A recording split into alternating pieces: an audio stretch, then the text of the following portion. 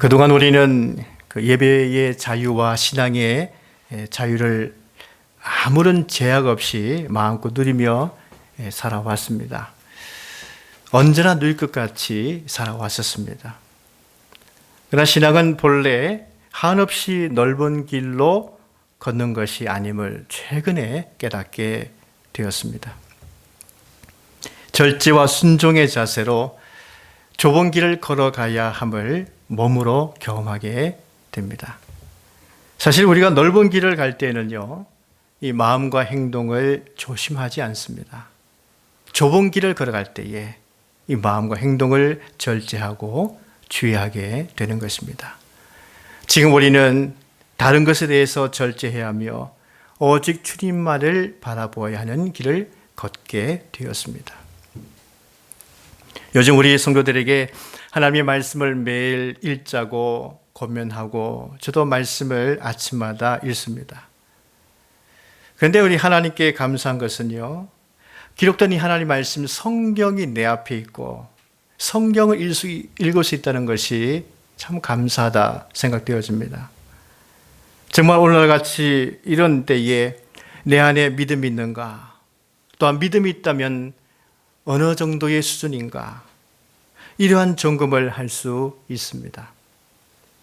조그만 어려움이 생기면 불평하고 또 원망하고 두려워하는 초보적인 믿음, 아직 육신에 속한 그리스도인에 내가 머무르고 있는가, 아니면 딱딱한 음식도 먹을 수 있는, 그래서 어떤 환경이 다가와도 말씀 붙들고 그 말씀 안에서 이겨낼 수 있는가, 그래서 신령한 그리스도인으로 내가 살고 있는가, 그것을 가늠해 볼 수 있는 때입니다. 아무쪼록 우리 성도들은요, 이 하나님의 말씀을 붙들고 이 하나님 말씀으로부터 오는 은혜와 평안 가운데 살 수 있기를 간절히 원합니다. 우리 예수님께서는요, 제자들과 함께 예루살렘으로 가시면서 많은 주제의 말씀을 하셨습니다. 위대한 스승들이 제자들과 함께 길을 걸어가면서 말씀을 가르치셨듯이 우리 예수님도 제자들과 함께 걸어가는 노정에서 그 하나님의 말씀을 많이 가르쳐 주셨습니다. 우리가 앉아서 말씀을 듣는 것도 좋지만은 때로는 길을 걸어가면서 말씀을 들을 때는요, 그 말씀이 나와 동행하고 있다는 경험을 할 수 있기 때문에 한 말씀도 놓치지 않을 수 있습니다. 오늘 22절 말씀 보시면 예수님께서 각 성, 각 마을로 다니사 가르치시며 예루살렘으로 여행하시더니 라고 말씀하고 있습니다. 이런 우리 예수님께서 예루살렘으로 가시는 그 이유가 무엇입니까? 누가복음 9장 51절부터 시작되는데 우리 예수님께서 성천하실 기약이 자감해 예루살렘을 향하여 올라가기로 굳게 결심하였다고 되어 있습니다. 이 말씀 속에 우리 예수님께서 성천할 때가 찼다 하는 것은요, 우리 예수님께서 십자가를 지실 때가 찼다는 그런 뜻입니다. 여러분, 예수님께서 왜 십자가를 지십니까? 스스로 고통당하기 위해서 십자가를 지시는 것입니까? 우리를 구원하시기 위해서 십자가를 지시는 것입니다. 그런데 우리를 구원하시기 위해서 예루살렘으로 올라가시는 그 길은요, 우리 예수님도 굳게 결심해야 했던 길이었습니다. 고통을 감내해야 되는 길이었기 때문이지요. 우리 예수님께서 굳게 결심하신 그 이유는요, 예수님은 분명히 하나님이시지만 사람으로 오셨고 사람이 겪는 고통을 느끼시기 때문입니다. 여러분, 우리가 사람으로 산다라고 하는 것은요, 욥기서 5장 7절에 인생은 고난을 위하여 났으니 불꽃이 위로 날아가는 것 같으니라 한 것처럼 고통을 겪게 되어 있습니다. 동물은 상처를 입을 수 있으나 고뇌하지는 않습니다. 땅도 황폐될 수 있으나 땅이 고뇌하지는 않습니다. 사람만이 고뇌합니다. 왜냐하면요, 이 고뇌는 보태어진 사람의 아픔이기 때문입니다. 한 사람으로부터 이 땅에 아픔의 고뇌와 들어온 것입니다. 우리 그리스도인 역시 이 고통에 대해서 고뇌할 수 있지만은 믿음으로 이겨낼 수 있는 것이기에 굳게 결심할 수 있는 사람이 되었습니다. 우리가 십자가의 길을 가신 예수님을 바라보면서 가기 때문이죠. 예수님께서는 예루살렘의 이 길을 걸어가시는데 이 길은 십자가의 고통의 길이지만 인간을 구원하는 지극히 존엄한 길인 것입니다.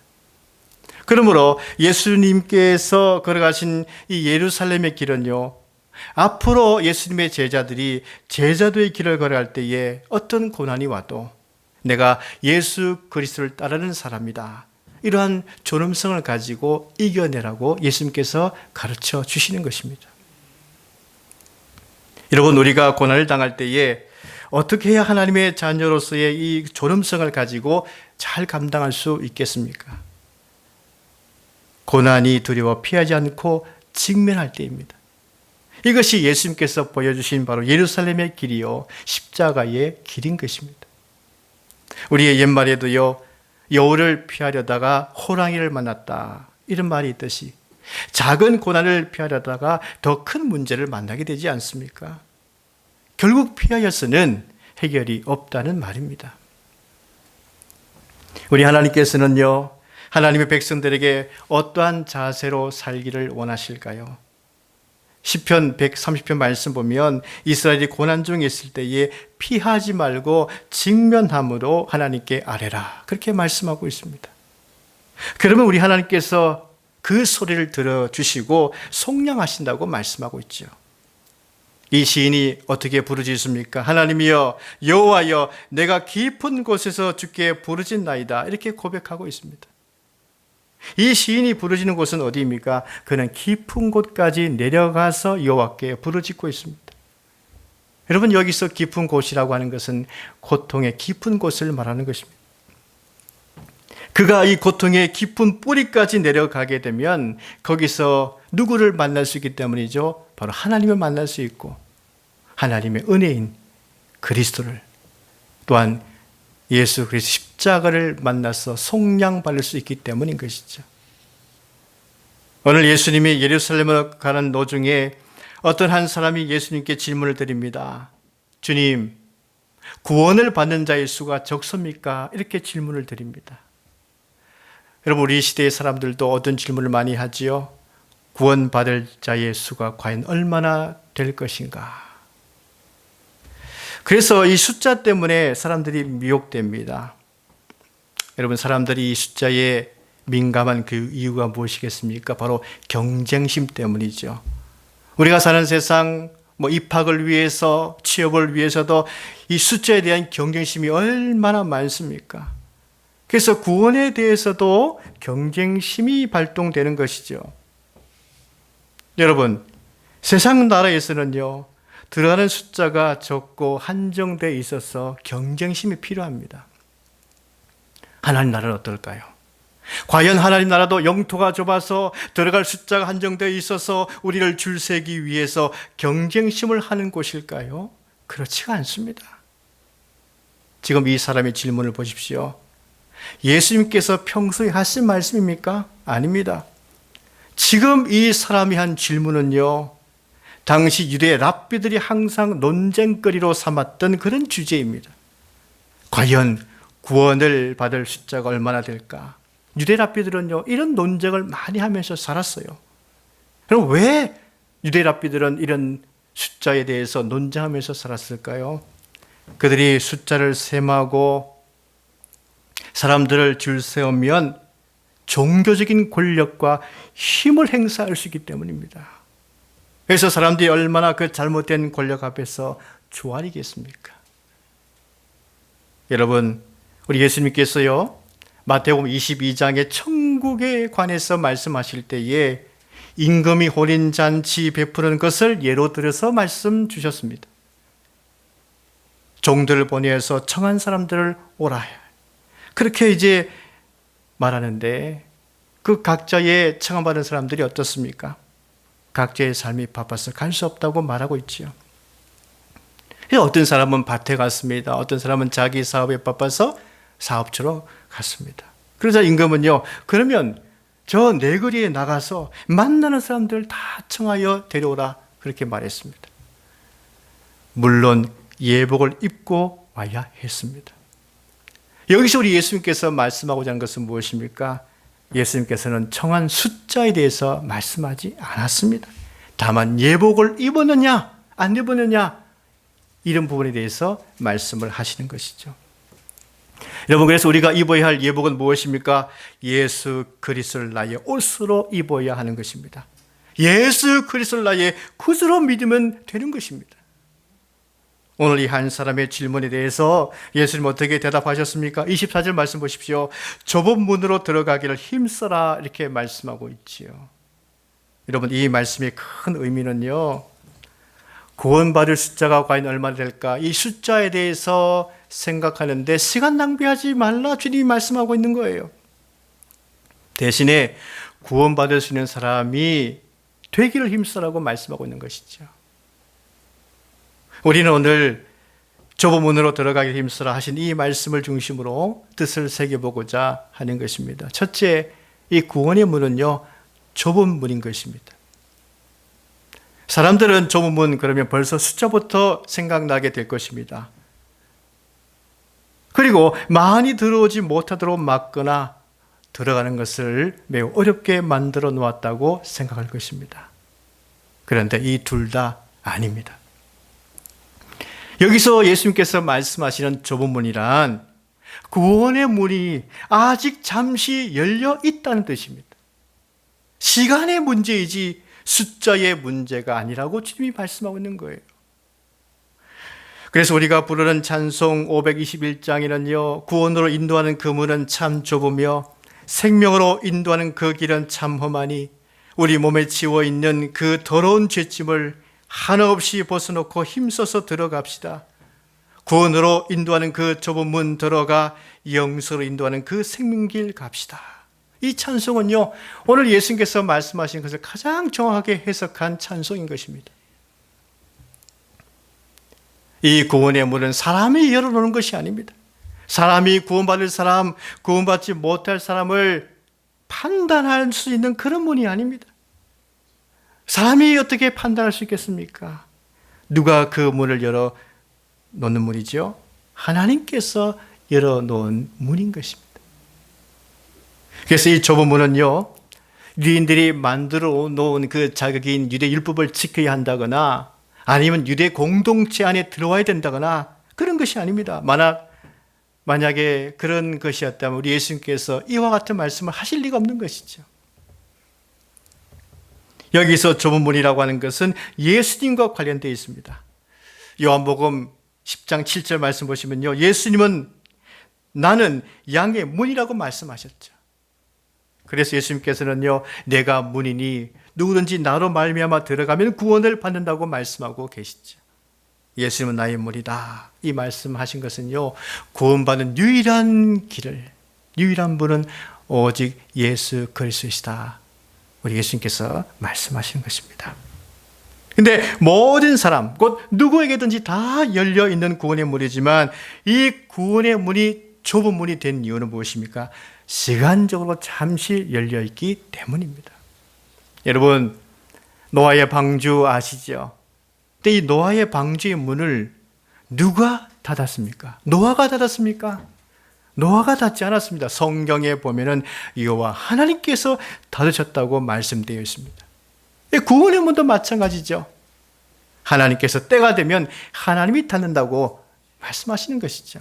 그러므로 잠시 열려있는 이 동안에 복음을 듣고 들어오라고 주님이 말씀하고 계십니다. 근데 여러분, 우리 예수님께서 이렇게 많은 말씀을 강조하시고 복음을 전파하시고 강조하시지만 많은 사람들이 이 복음을 듣고 들어올 것 같지만 어떻습니까?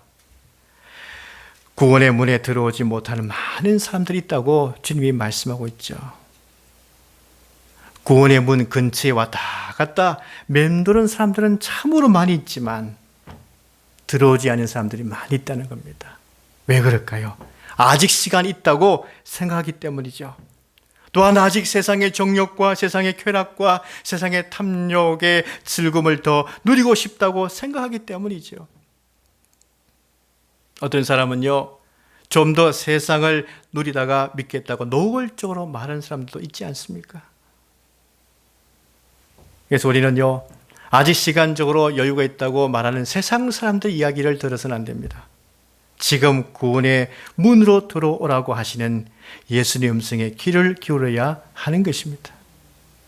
둘째, 들어가기를 힘써야 합니다. 우리 예수님께서 좁은 문으로 들어가기를 힘쓰라고 말씀하고 계시는데, 여기서 힘쓰라고 하는 이 말씀은요, 전심전력을 다하라, 전심을 다하라, 그런 말씀의 뜻입니다. 이 예수님 말씀을 들었다면 근처에 맴돌지 않고 그 예수님 말씀에 온 마음과 온 힘을 다해서, 온 성품을 다해서 믿음을 가지도록 쏟아 부으라고 주님이 말씀하고 있는 것이죠. 왜 예수님은 전심을 다하라고 말씀하실까요?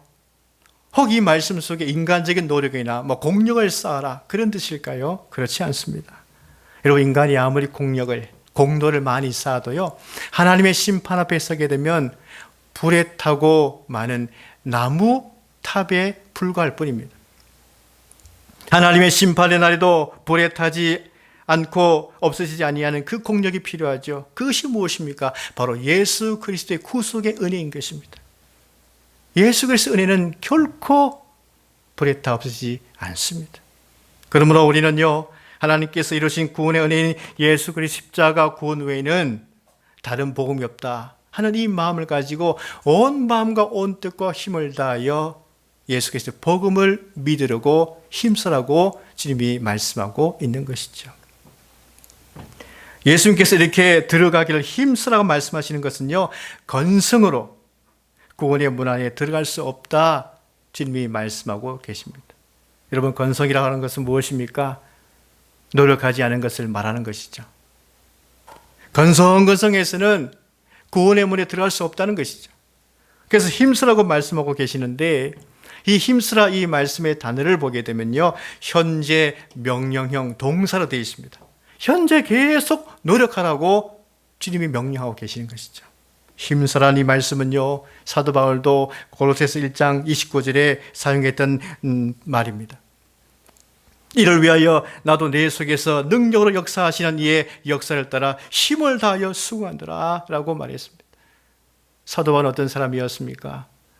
복음으로 가르치고 복음으로 권면하고 복음으로 그리스도 안에서 온전한 자로 세우기 위해서 수고하고 노력했던 주의 종이죠. 그가 사람을 그리스도 안에서 완전한 자로 세우기 위해서 힘을 다한다고 전하고 있지 않습니까? 그는 성령께서 능력으로 역사하셨지만 그 성령 역사함과 동시에 그 성령 역사를 힘입어서 힘을 다하여 수고한다고 바울은 고백하고 있습니다. 우리가 구원의 문 안으로 들어가는 것이나 각 사람을 완전한 그리스도로 세우는 데는 우리가 예수 그리스도의 복음에 집중함이 필요하다고 주님이 말씀하고 있는 것이죠. 온 마음, 온 힘을 다 쏟는 전심전력이 필요한 것입니다. 왜냐하면 구원의 문으로 들어가기 위해서는 이 확실함이 필요하기 때문인 것이죠. 아직 시간에 여유가 있다고 건성으로 있다가는 집주인이나 문을 닫을 때가 온다는 것입니다. 한 번 닫히면은 열리지 않는다고 말하고 있는 것이죠. 그래서 밖에서 누군가가 문을 열어달라고 두드려도 주인은 뭐라고 말한다고 말씀하고 있습니까? 나는 너희를 알지 못하노라, 나를 떠나가라. 이 한마디로 그들을 거부한다고 오늘 전하고 있지 않습니까? 여러분, 예수님은 어떤 자들이 바로 이 구원의 문 안에 들어가서 안전한 하나님 나라에 있게 된다고 전하고 계시죠? 아브라함과 이삭과 야곱과 모든 선지자들이라고 오늘 전하고 계십니다. 왜 이들은 그 안에 들어갈 수 있었을까요? 자신들의 인생 전부를 하나님께 걸었고 하나님을 전심으로 힘써 의지했고 믿었던 사람들이었기 때문입니다. 또 어떤 사람들이 그 안에 들어갈 수 있다고 말씀하고 있죠? 유대 혈통을 자랑하고 건성으로 살았던 유대인들일까요? 그렇지 않습니다. 그들이 생각지도 못했던 동서남북의 많은 이방인들이 하나님 나라 잔치에 들어가 참여하는 것을 보게 되리라고 예수님이 말씀하고 있습니다. 이 동서남북의 사람들은 어떤 사람들을 말할까요? 복음이 전파될 때에 시간적인 여유를 부리지 않고 때를 알고 예수님을 믿고 충실하게 하나님을 의지했던 사람들입니다. 여러분, 오늘과 같이 이 혼란기 때에는요, 시간의 여유를 부릴 때가 아닌 것입니다. 이러한 때에는요, 힘써 예수님을 바라보아야 하는 때인 것입니다. 하나님 앞에서 자신을 절제하고 또 말씀에 순종하면서 살아가야 할 바로 그 때인 것입니다. 우리는 지금 좁은 길을 걸어가야 할 때인 것입니다. 구원은 항상 현장입니다. 현재 주님과 함께하기를 힘쓰므로 구원의 문 안에 들어가 있는 우리 모두가 될 수 있기를 간절히 바랍니다. 기도하겠습니다.